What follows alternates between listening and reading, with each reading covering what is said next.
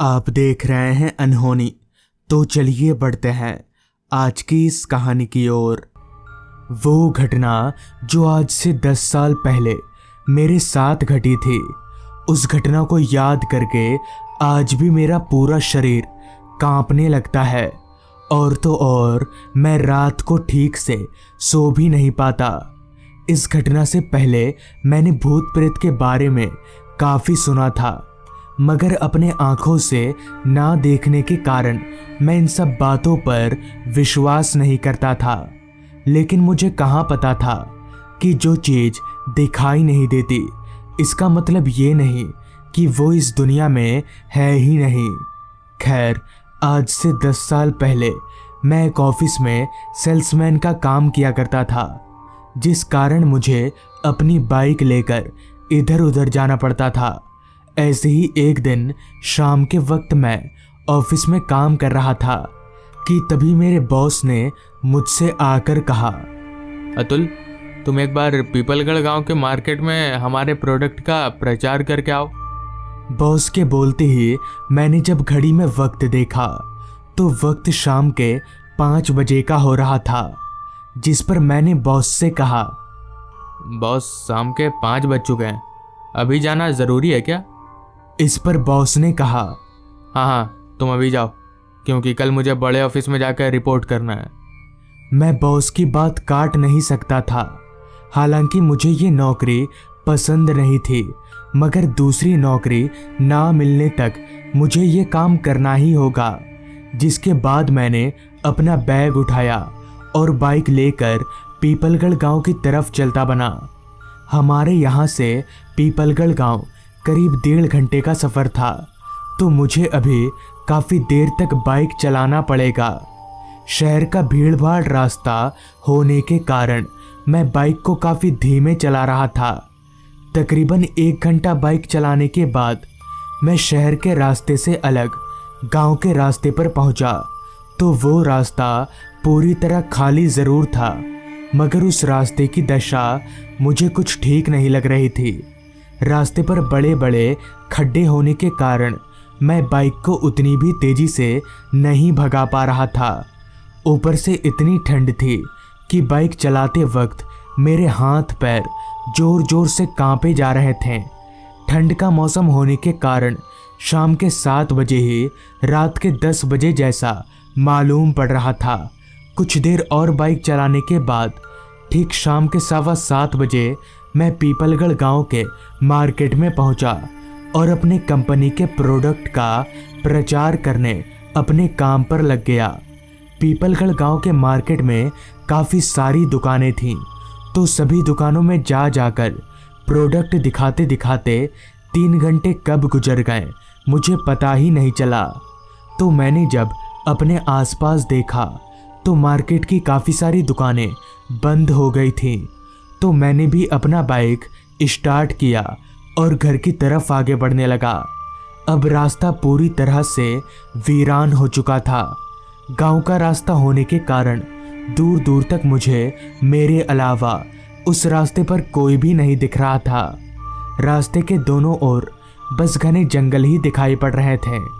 अंधेरा तो पूरे रास्ते पर इस कदर छाया हुआ था कि रोशनी का एकमात्र जरिया जो मेरी बाइक की हेडलाइट थी, वो भी उस अंधेरे के सामने कम पड़ रही थी, और थोड़ा बहुत जो भी दिख रहा था वो घने कोहरे के कारण धुंधला धुंधला।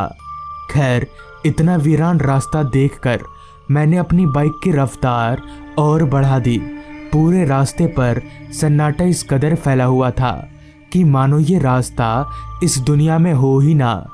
अंधेरे से घिरे उस रास्ते पर बीच बीच में जंगली जानवरों की आवाज़ें एक ऐसा माहौल बना रही थी जिसे मैं अपने लफ्ज़ों में बयां नहीं कर सकता। अभी मैं कोहरे को चीरते हुए आगे बढ़ ही रहा था कि तभी मुझसे कुछ ही दूरी पर एक बुजुर्ग आदमी चलता हुआ दिखा। इतनी ठंड में इतनी रात गए उस बुजुर्ग आदमी को पैदल चलता देख मुझे थोड़ी दया आई, तो मैं बाइक लेकर उस बुजुर्ग आदमी के करीब गया। तो मुझे अपने करीब आता देख वो बुजुर्ग आदमी एकदम से रुक गया तो मैंने बुजुर्ग आदमी से कहा, क्या बात है चाचा, इतनी रात गए कहाँ जा रहे हैं आप? जिस पर बुजुर्ग आदमी ने कहा, वो बेटा मैं अपने घर जा रहा हूँ। उस बुजुर्ग आदमी के करीब आते ही मैंने देखा कि वो बुजुर्ग आदमी ठंड से कांप रहा है। तो मैंने उस बुजुर्ग आदमी से उनके घर का पता पूछा, तो इस पर उन्होंने कहा, मेरा घर थोड़ा आगे ही है बेटा। जिस पर मैंने अपने मन ही मन में सोचा, मैं तो उधर ही जा रहा हूँ, क्यों ना इन्हें भी लेता जाऊँ।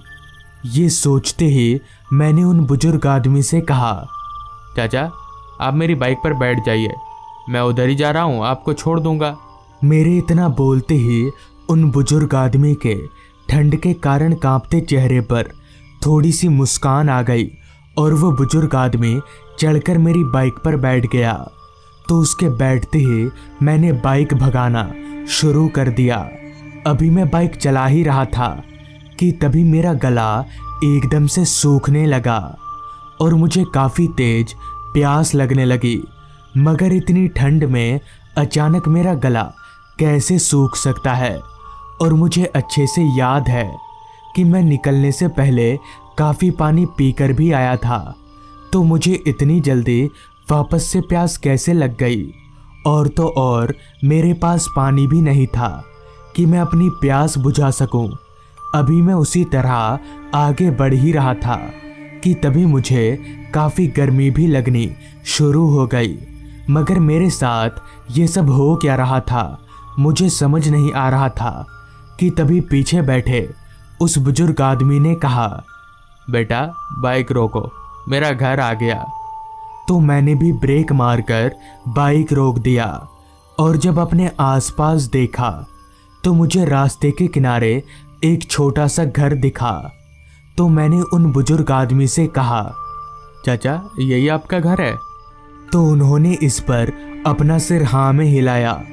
तो मैंने वापस से कहा, चाचा आप मुझे थोड़ा पीने का पानी पिलाएंगे, मुझे काफ़ी तेज प्यास लगी है। इस पर उस बुजुर्ग आदमी ने कहा, हाँ आओ मेरे घर के अंदर आओ। जिसके बाद मैंने बाइक को वहीं स्टैंड पर लगाया और उन बुजुर्ग आदमी के साथ उनके घर की तरफ चलता बना।